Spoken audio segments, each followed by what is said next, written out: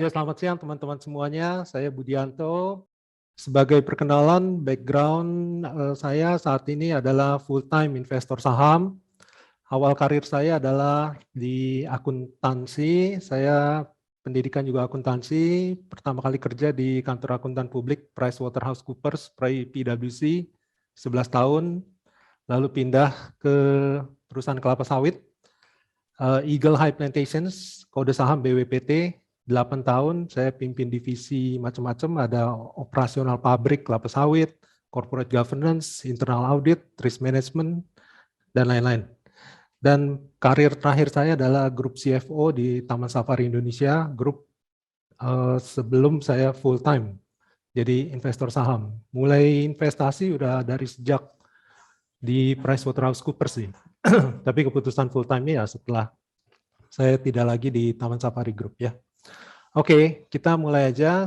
Sesi yang kali ini adalah tentang akuntansi atau tentang bagaimana sih kita bisa melihat laporan keuangan. Saya akan sampaikan dengan bahasa kampung, bahasa sederhana, bahasa yang bisa dimengerti kalau kita ngobrol-ngobrol di warung kopi. Saya nggak pakai istilah-istilah yang ada di PSAK, segala yang jelimet, udah lupain aja siang ini. Jadi seperti yang disebut tadi, akuntansi merupakan bahasa. Sama seperti bahasa Indonesia, bahasa Inggris, bahasa Yunani, akuntansi merupakan bahasa untuk mengkomunikasikan bisnis. Bagaimana bisnis itu? Dia dikomunikasikan dalam bahasa akuntansi. Jadi kalau disebut bahasa, berarti kita harus memahami kosakatanya. Seperti bahasa juga dia punya grammar. Seperti Inggris kan orang ketiga ada he, she, it gitu kan. Kenapa he, she, it-nya pakai does? Sama juga di akuntansi di laporan keuangan, kenapa kok ada cash di sisi aset, ada modal, ada utang di sisi kredit. Ya itulah grammarnya yang akuntansi. Tanpa memahami grammar ya makanya kita bisa salah. Kenapa kok ada sesuatu yang ada di sisi aset kita nggak paham, sesuatu yang di sisi kredit kita nggak paham. Jadi sama juga dengan satu kalimat yang diucapkan orang dengan bahasa asing terdiri dari 10 kosakata, kita hanya paham 2 dari kosakata 10 tersebut. Maka kita tidak dapat memahami apa yang diomong oleh orang tersebut.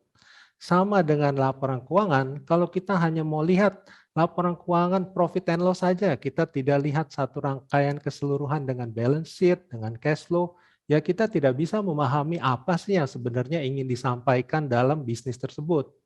Dengan memahami secara keseluruhan, dengan memahami 10 kosakata tersebut, baru kita bisa paham apa sebenarnya yang mau diomong. Tapi itu baru sampai tahap memahami, berkomunikasi. Apakah kita tahu bahwa bisnisnya itu seperti apa di baliknya? Bagaimana marketnya dia, bagaimana dia mendapatkan uang, bagaimana supply-nya, growth-nya ke depan, kan enggak. Kalau kita ngobrol dengan orang asing pakai satu kalimat dengan 10 kosakata, apakah kita tahu dia dapat income-nya dari mana? Dia pekerjaan sehari-hari apa? Yang enggak, yang kita pahami hanya 10 kosakata tersebut.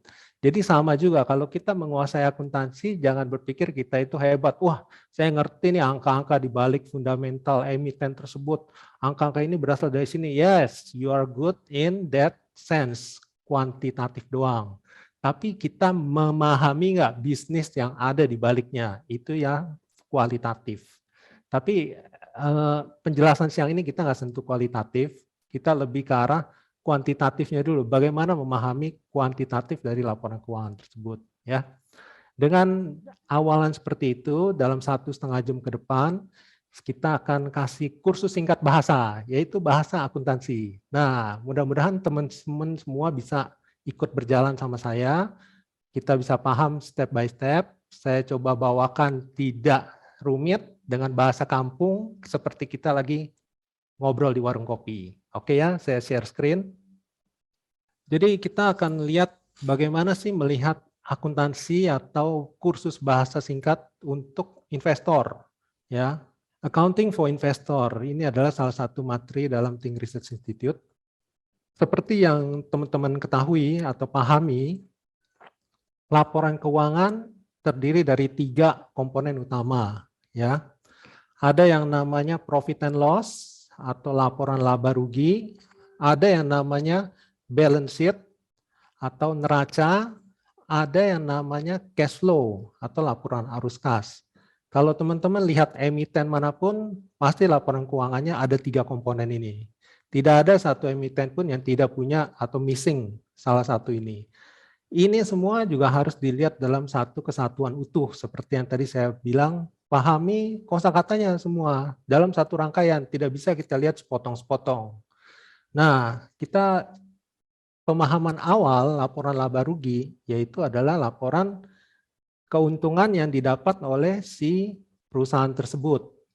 Keuntungan didapat dari mana? Dari jualan dikurangin kos-kosnya tentunya ya. Tapi ada satu hal yang saya ingin tekankan di sini, laporan laba rugi itu terdiri dari semua yang pengeluaran kas dan semua pengeluaran yang belum ada kasnya. Contohnya apa? Contohnya beban listrik bulan ini. Sudah jadi beban di bulan ini, tapi bayarnya baru bulan depan. Nah, standar akuntansi keuangan mengharuskan semua beban yang sudah dibayar kas maupun yang belum dibayarkan secara kas masuk dalam laporan laba rugi. Jadi teman-teman jangan berpikir bahwa wah kalau saya ngelihat laporan laba rugi ini semua ini pasti duit yang dihasilkan kasnya segini. Enggak ya. Di dalamnya ada kas dan non kas. Porsi non cash ada di dalam laba rugi. Begitu juga dengan penjualan. Ada penjualan yang udah diterima cash-nya, ada penjualan yang belum diterima cash-nya. Tapi totalnya total penjualan. Jadi sekali lagi ada porsi cash dan ada porsi non cash di dalam laba rugi. Balance sheet. Balance sheet ataupun yang kita sebut di Indonesia neraca. Neraca itu adalah potret secara kumulatif. Apa sih yang dimaksud potret secara kumulatif? Potret artinya dia diambil pada satu momen tertentu, persis seperti kita jepret kamera untuk potret orang. Pada titik itu doang, dia mereflek kondisi saat itu. Jadi balance sheet juga adalah pada titik satu tanggal dia mereflek posisi yang ada di perusahaan tersebut.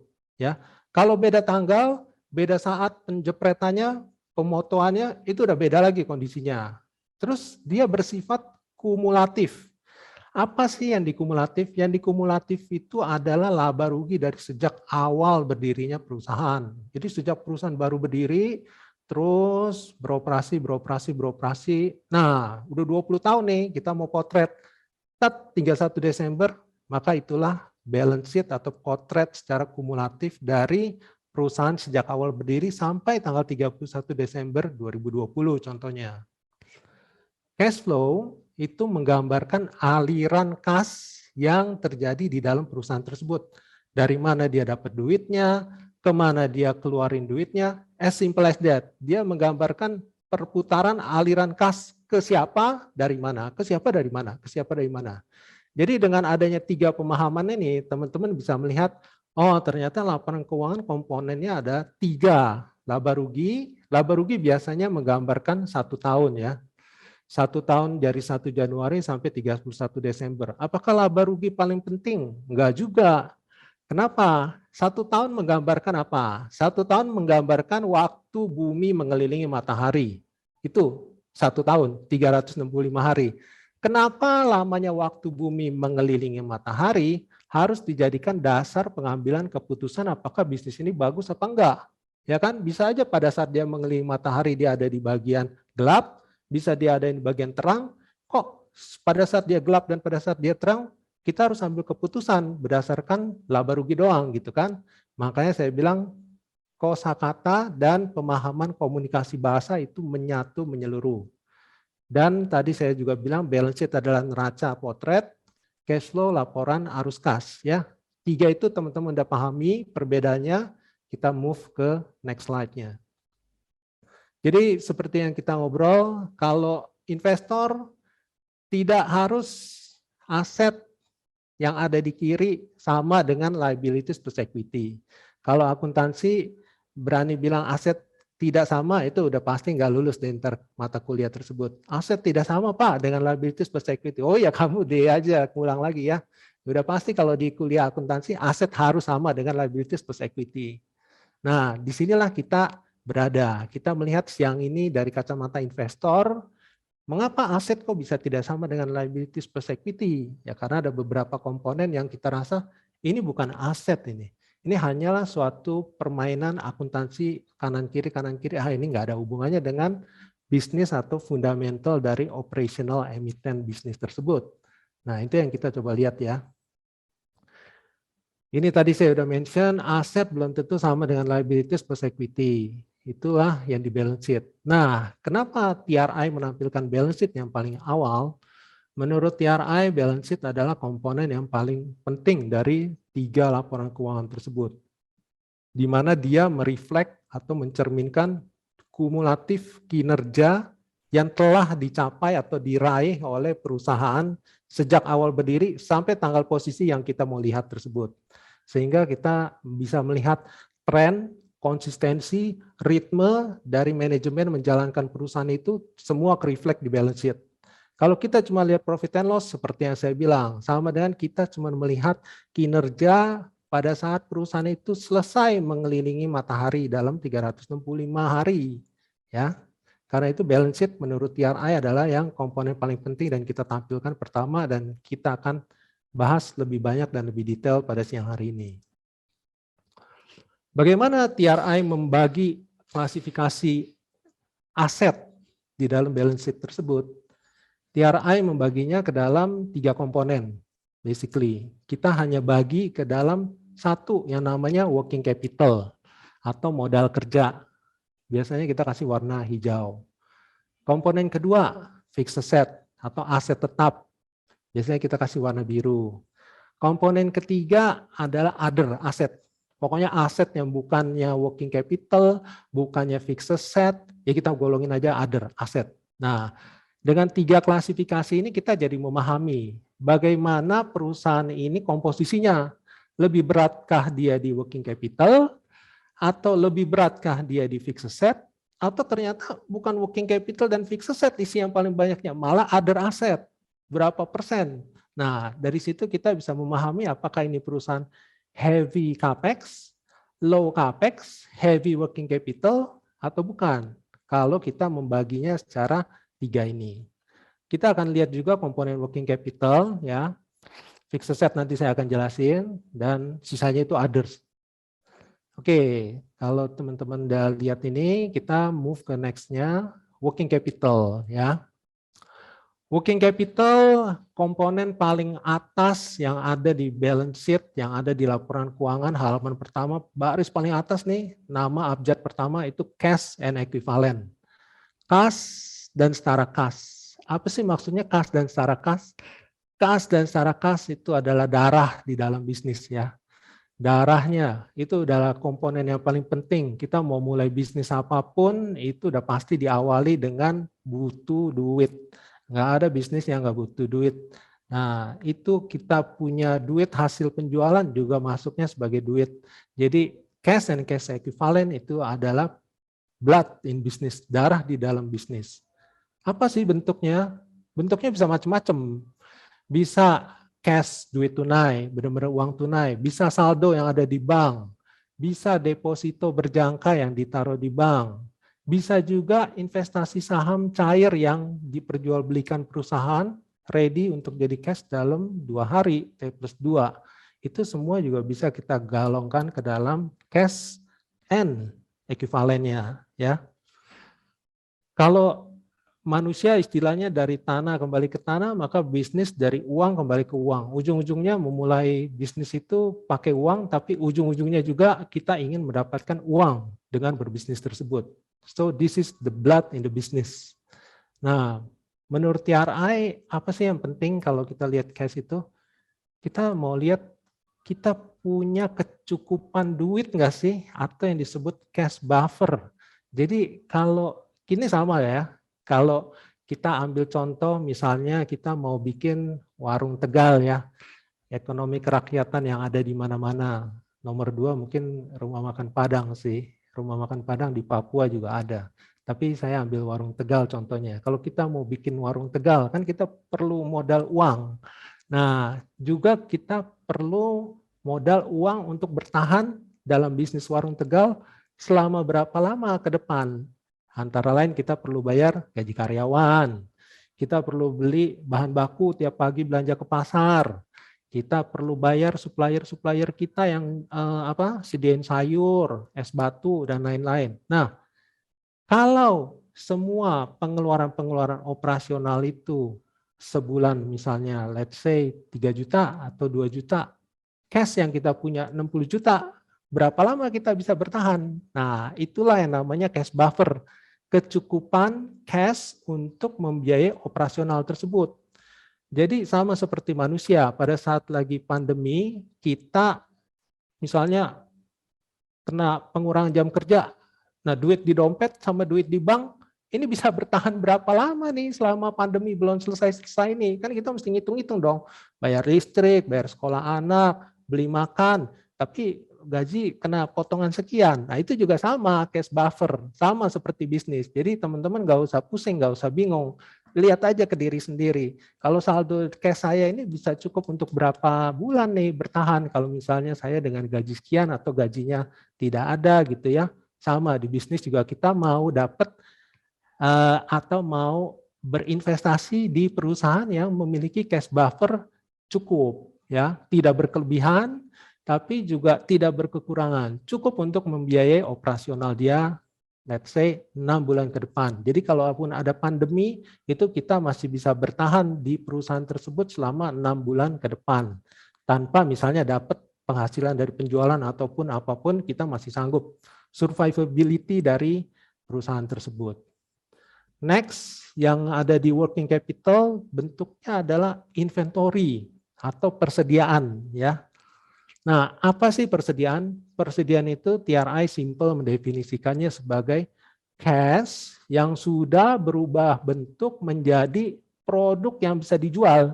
Simple aja, nggak usah pusing dengan definisi-definisi standar akuntansi keuangan yang jelimet-jelimet. Intinya persediaan adalah cash, udah berubah bentuk. Berubah bentuk jadi apa? Berubah bentuk jadi format produk yang bisa dijual. Kalau dia tidak berubah bentuk ya berarti namanya masih cash dong. Tapi kalau dia sudah berubah bentuk, berarti dia menjadi sesuatu yang bisa dijual. Kalau warung Tegal apa? Ya ayam goreng, perkedel, tahu, tempe, terus jamur, segala. Kan orang mau beli dong untuk makan siang. Nah, itulah ayam goreng, tahu, perkedel, tempe, dan sebagainya persediaan di warung Tegal tersebut. Kalau misalnya perusahaan sawit ya berarti CPO-nya. Simple aja kan? Jadi kita bisa menganalogikan, oh bisnis itu seperti ini loh. Kalau disebut inventory nggak usah mikir jauh-jauh. Inventory cash sudah berubah bentuk jadi barang yang mau dibeli orang atau jasa ya. Bisa juga jasa yang mau dibeli orang. Orang bersedia mengeluarkan uang, bersedia membayar untuk produk atau jasa yang diinginkan. Dan itu berarti cash-nya sudah berubah bentuk menjadi inventory. Nah, kita melihat inventory ini bagaimana, sorry, kita melihat inventory ini bagaimana, yaitu kita biasanya lihat, oh inventory turnover-nya, artinya perputaran di dalam persediaan tersebut. Kalau kita buka warung Tegal, seberapa cepat nih ayam goreng kita laku? Wih, ternyata sayur yang paling laku ini ayam goreng, dalam setengah hari udah mesti goreng lagi. Dalam setengah hari goreng lagi. Yang paling gak laku apa? Yang paling gak laku ternyata sayur atau empal. Empal ternyata susah lakunya. Empal satu hari udah digoreng pun belum tentu habis. Itu berarti namanya perputaran inventory. Ya, kita bisa tahu inventory yang lebih laku pasti yang lebih cepat muternya. Inventory yang kurang laku, inventory yang lebih lama. Simple as that. Gampang kan? Ingat aja, mana yang lebih laku? Ayam. Oh, ayam berarti lebih cepat perputarannya. Kalau lebih cepat perputarannya artinya apa? Artinya lebih cepat jadi duit dong. Ya, kalau di warung Tegal lebih banyak ayam, berarti dia lebih cepat muter, lebih cepat juga dapat duit. Tapi kalau dia nyetoknya empal tadi, sayur-sayur yang kurang laku, ya lama. Berarti orang kurang doyan, mungkin nggak enak, atau mungkin dagingnya kurang empuk gitu kan. Jadi ya lama. Perputaran inventory lebih lama juga dapat duitnya. Nah, kita maunya perusahaan yang inventorinya disukai orang dong. Ya, kita nggak mau investasi di perusahaan yang inventorinya aja susah laku. Nggak laku-laku, orang nggak mau beli. Kalau nggak mau beli apa? Kita sebagai pemegang sahamnya, sebagai shareholdernya artinya ya berarti susah untuk dapat duit cepet dong. Kita maunya perputarannya cepat ya. Within the nature of the business. Jadi maksudnya tiap bisnis punya nature-nya sendiri-sendiri. Nggak bisa kita samain bisnis alat berat dengan bisnis jamu seperti Sido muncul. Ya udah pastilah lebih lama jualan alat berat dibanding jualan jamu kan. Mana mungkin jualan jamu disamain sama jualan alat berat. Jadi maksudnya within the nature of the business gitu. Tapi kalau misalnya sama-sama jualan alat berat, yang satu bisa laku dalam 3 bulan, yang satu lagi 3 tahun. Nah, mendingan mana? Mendingan punya perusahaan yang bisa lebih cepat laku dalam 3 bulan kan, daripada perusahaan yang untuk lakuin produknya aja 3 tahun gitu. Jadi disitulah kita berperan penting inventoris dan mengetahui apa sih yang membuat inventory itu cepat berputarnya ya. Yang poin ketiga, komponen ketiga di dalam working capital adalah receivables atau yang disebut bahasa Indonesianya piutang usaha ya. Piutang. Jadi di depan utang ada pi. Itu artinya apa? Kita kasih barang, kita kasih jasa ke orang lain, kita nggak dapat duitnya. Udah simple aja. Itu doang artinya. Kita kasih barang, kita kasih jasa, kita belum dibayar. Udah dicatatnya sebagai piutang. Nah ini contohnya kalau balik lagi ke warung Tegal tadi. Ini kalau dulu saya SMA nih, di sebelah sekolahan saya ada warung Tegal. Kalau habis olahraga, wah kita lapar kan, makan ke sebelah. Udah makan, dompetnya adanya di kelas. Ya, Bu, ngutang dulu deh. Wah, udah catet nih. Si A berapa ngutang adanya 20.000. Besok si B 20.000 lagi. Ya itulah piutang usaha. Jadi si ibu warteg udah kasih makanan, tapi dia belum dibayar. Gitu doang. Simple kan? Jadi teman-teman bisa lihat cash cycle yang ada di dalam working capital. Awalnya dimulai dengan cash, dirubah jadi bentuk inventory yang lebih memungkinkan dijual, ayam goreng, tahu, perkedel, dijual ke orang, tapi kalau bisa secepatnya dapat cash, kalau nggak bisa berapa lama pembayarannya. Makanya sangat penting juga kita melihat kualitas receivable di dalam perusahaan. Seberapa cepat sih ini perusahaan dapat duit atau mengkoleksi piutangnya menjadi uang, ya. Jadi kalau perusahaan-perusahaan yang bagus, berarti dia tidak perlu menahan receivable lama-lama. Orang cepat bayarnya. Nah, kita senang dong dengan perusahaan-perusahaan itu. Lebih senang mana? Warteg yang tiap hari penjualannya cash, sama warteg yang penjualannya, lama banget jadi duitnya. Berarti kan pakai duit talangan sendiri terus ya. Nah, itulah yang membedakan kualitas di dalam suatu perusahaan dari sisi modal kerja. We are just talking about working capital ya. Karena itulah kita sangat melihat working capital dulu komponen yang penting. Tanpa adanya working capital ini bisnis nggak jalan ya. Nggak ada duit, bisnis nggak jalan. Nggak ada barang yang mau dijual, nggak jalan. Setelah jual barang nggak bisa terima koleksi duitnya, nggak jalan juga. Akhirnya bangkrut, PKPU. Nah, working capital is the blood of the business. Setelah teman-teman pemahamannya sama, kita beranjak lagi ke next slide-nya. Jadi biasanya kalau kita lihat laporan keuangan untuk memudahkannya, kita kasih warna aja. Contohnya ini bukan rekomendasi beli ya, ini cuma contoh emiten yang kita pakai doang. Jadi misalnya ada laporan keuangan, yang mana nih yang tadi saya jelasin yang nyangkut cash, ini kita warnain hijau. Yang mana yang nyangkut piutang, ini kita warnain hijau. Yang mana yang nyangkut persediaan, ini kita warnain hijau lagi. Jadi dengan mewarnai laporan keuangan, kita jadi bisa menggrup atau mengkategorikan inilah bagian working capital di dalam perusahaan tersebut.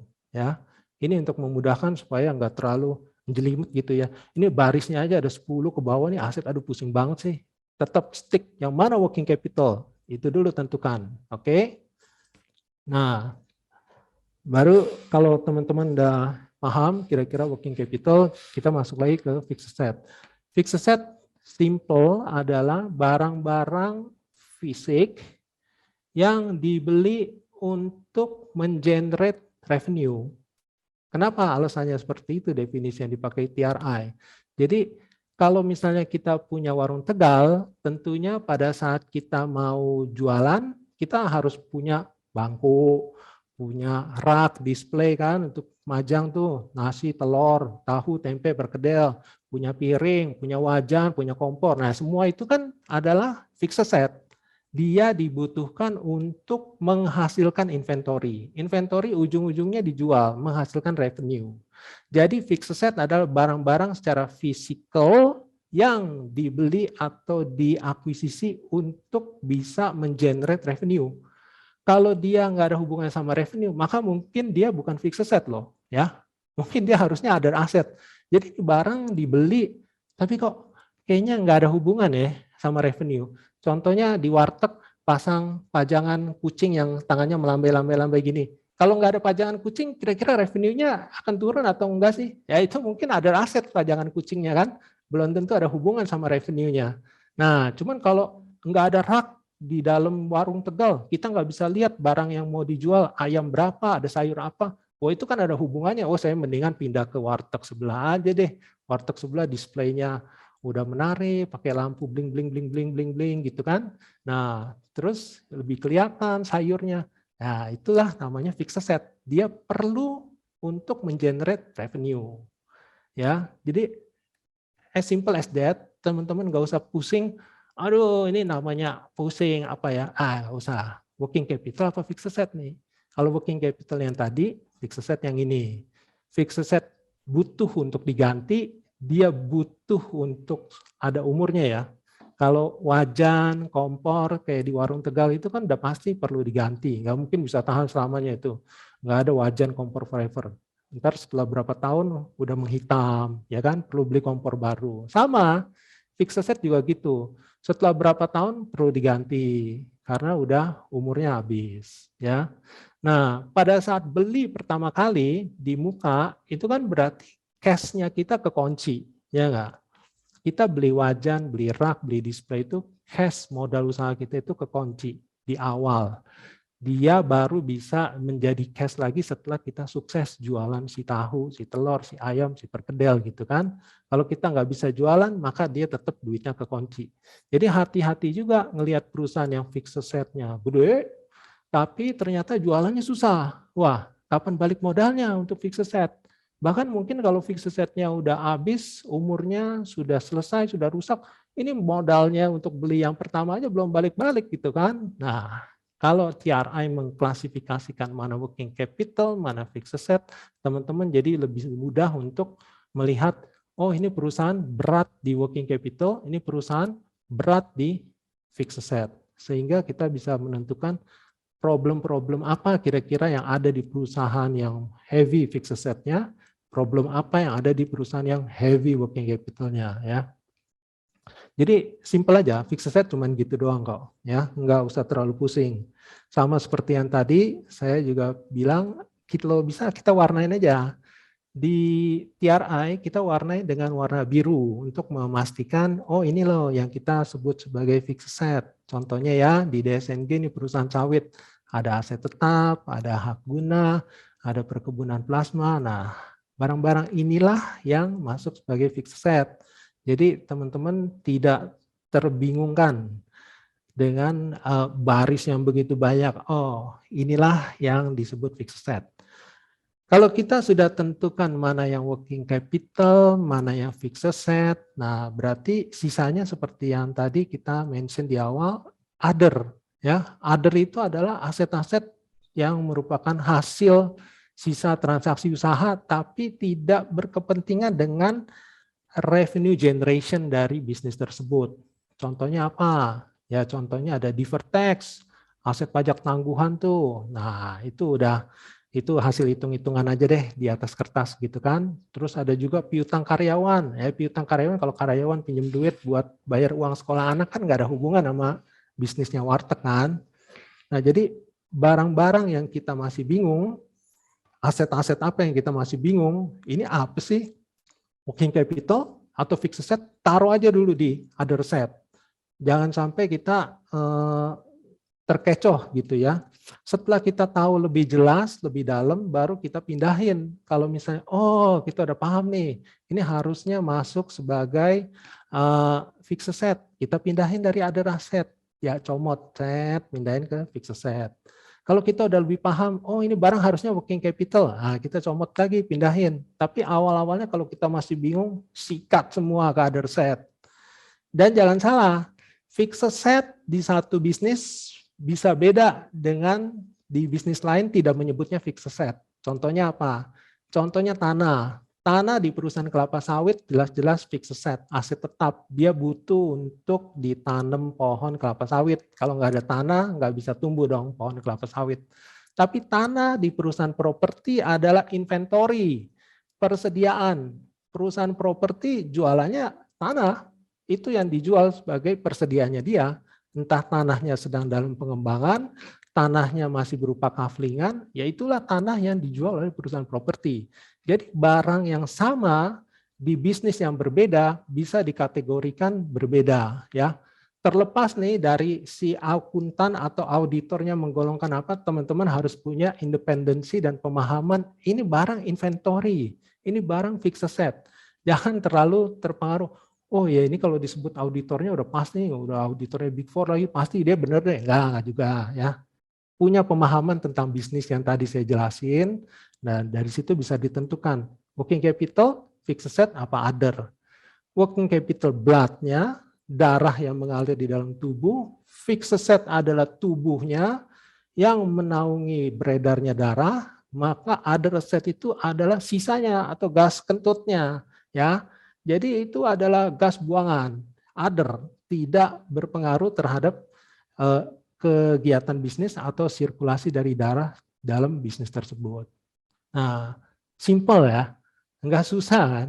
Belajar kursus singkat bahasa tentang akuntansi pada siang hari ini, walaupun jam 1 siang habis makan siang lagi kan, tapi tenang aja, kita ngobrol-ngobrol seperti kita lagi ngopi di warung kopi.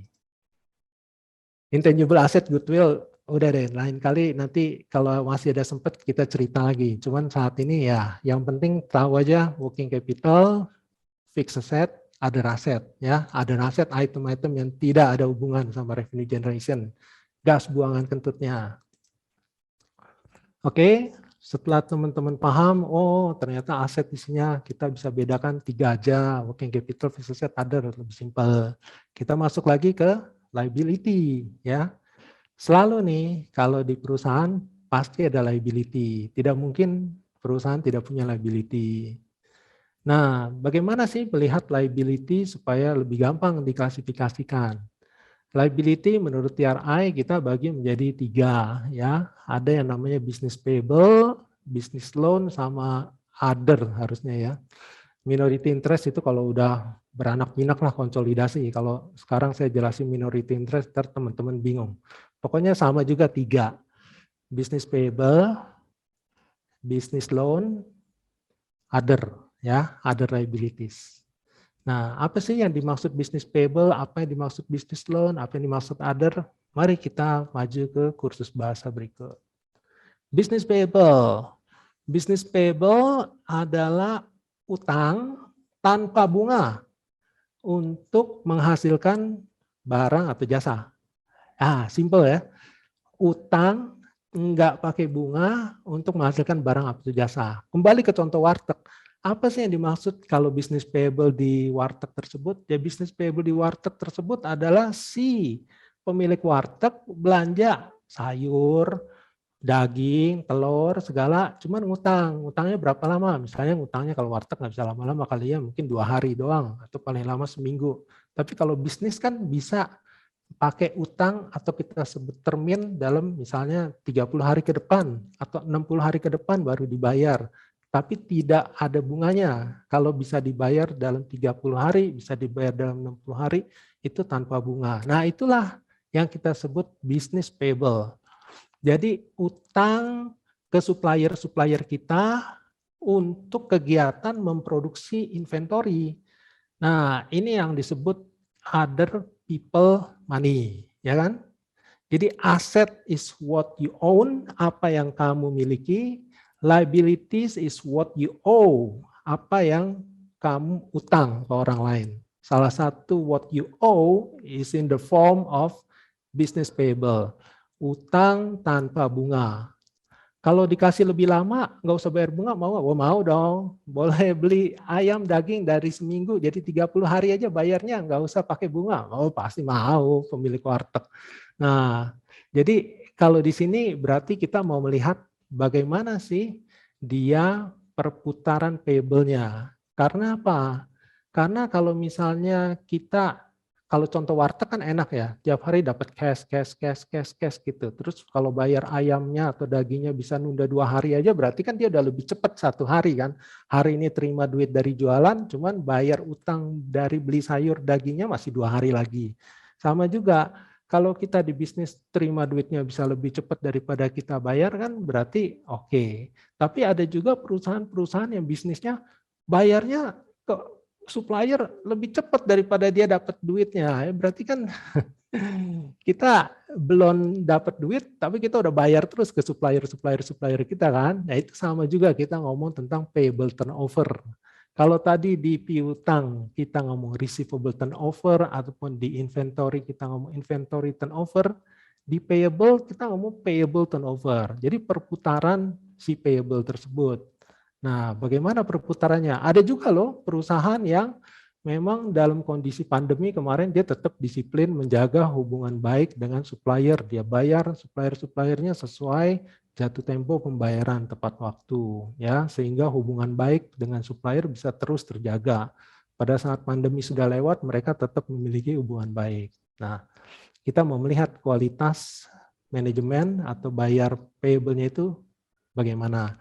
Dan jangan lupa klasifikasi account-account apa saja yang masuk ke dalam bisnis payable. Jangan cuma simple ngelihat, oh utang usaha, ya udah bisnis payable. Kalau di bisnis batu bara nggak cuma utang usaha loh. Utang royalti itu sebenarnya bisnis payable juga. Kenapa? Utang royalti bayar ke pemerintah. Nggak bayar royalti ke pemerintah, boleh nggak keduk batu bara lagi? Mungkin besok-besok izinnya udah nggak bisa, ya kan?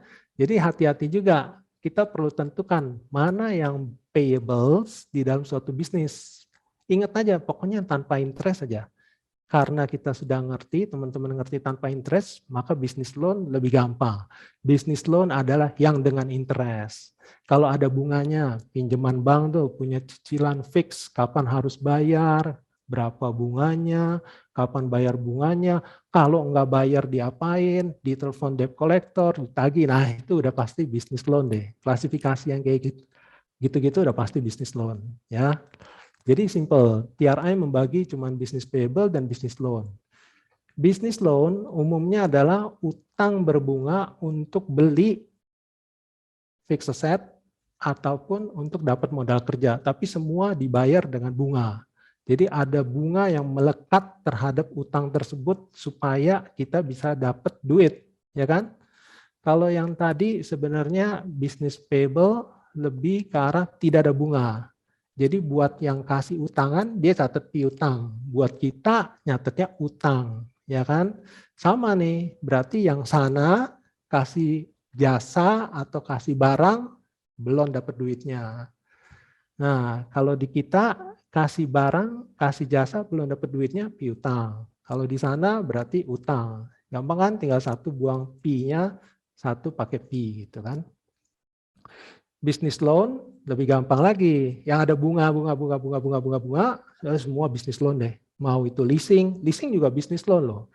Walaupun namanya leasing ya, teman kan ada bunganya, ya. Terus pinjaman bank udah pasti.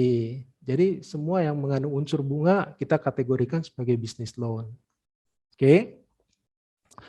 Caranya juga gampang, kita warnain aja di dalam laporan keuangan. Oh ini loh warnanya kalau misalnya ini termasuk bisnis payable, kita kasih warna hijau ya. Di TRI kita kasih warna hijau. Di bisnis loan yang ada bunganya, kita kasih warna pink atau orange. Nah contoh misalnya utang bank jangka pendek udah pasti bisnis loan.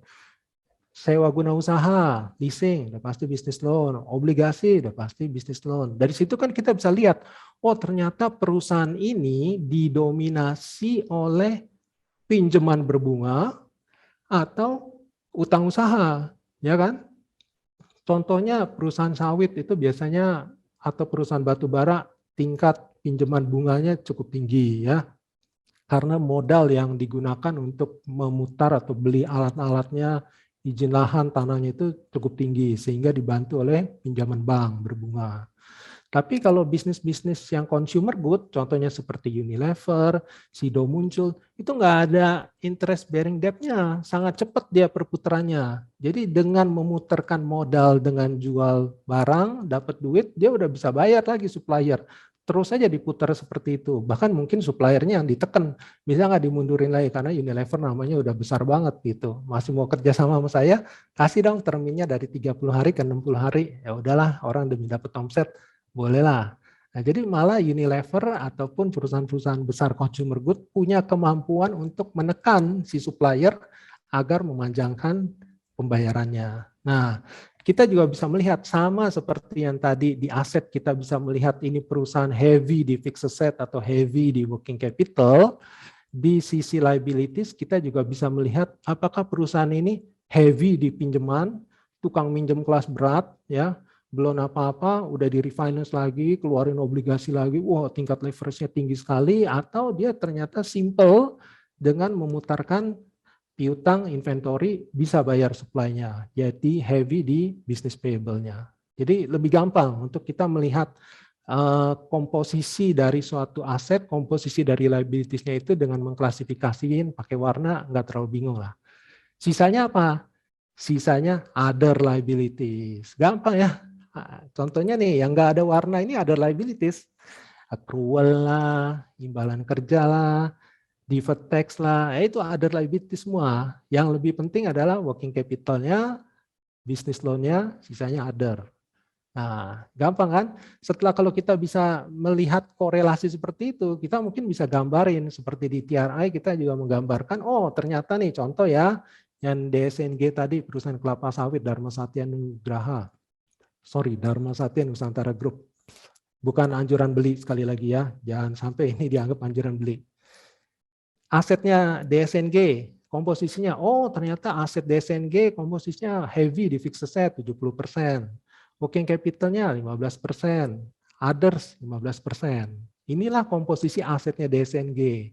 Dan kalau kita lihat komposisinya liabilities DSNG, oh ternyata bisnis loan dia 81%, berarti cukup tinggi di pinjaman berbunganya. Bisnis payable-nya hanya 10%, sisanya others. Dari situ kita bisa melihat korelasinya bahwa most of their fixed asset, sebagian besar dari fixed asset dia didanai dengan business loan, ya kan? Dan di sini adalah perputaran di working capital dan business payable. Karena itu kita kasih warna yang sama di TRI. Jadi hijau di working capital, business payable. Biru di fixed asset, biru di business loan. Others pakai warna orange. Nah dari sini others kan yang nggak terlalu penting. Ya dari situ bisa kita hitung lah macam-macam rasio. Cuman saya nggak jelasin rasio-rasio yang hari ini untuk supaya kita bicara back to basic-nya aja dulu ya. Kalau teman-teman basicnya belum cukup kuat, jangan ngomong-ngomong rasio dan segala halnya lain dulu. Basicnya dulu diperkuat, pemahaman bisnisnya dulu.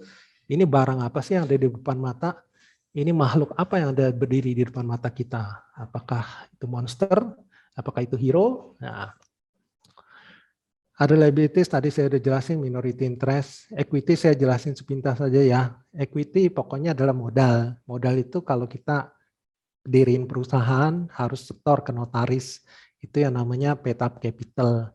Ada yang namanya laba ditahan, seperti namanya retain earning, laba yang ditahan artinya profit yang dikumulasikan dari sejak awal sampai bertahun-tahun belum dipakai, yaitulah retain earning. Udah simpel lah, equity cuman gitu doang, nggak usah terlalu pusing.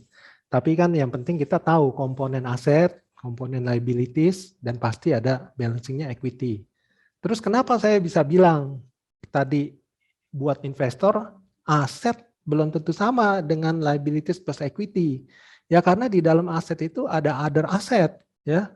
Other asset itu kan bisa yang kayak tadi deferred tax kan hitung-hitungan doang ya.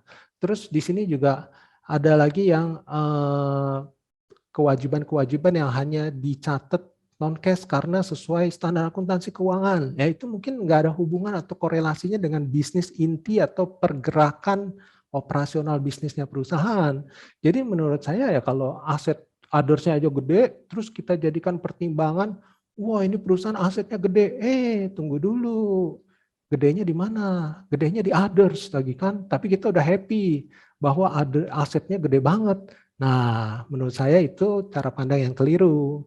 Di TRI kita menggolongkan working capital, fixed asset, other. Kalau othernya gede, berarti ini perusahaan tidak benar-benar beroperasi dong. Working capitalnya kecil, fixed asset kecil, other gitu kan. Terus apa yang diharapkan dalam operasional bisnis 10 tahun ke depannya? Nah, dari situ makanya kita bisa melihat mungkin others ini kita nggak usah anggap aset ya. Tapi kalau othersnya gede banget kita nggak anggap aset, terus sisanya apa? Sisanya udahlah nggak usah dilihat lagi, nggak usah beli, kita skip next, thank you.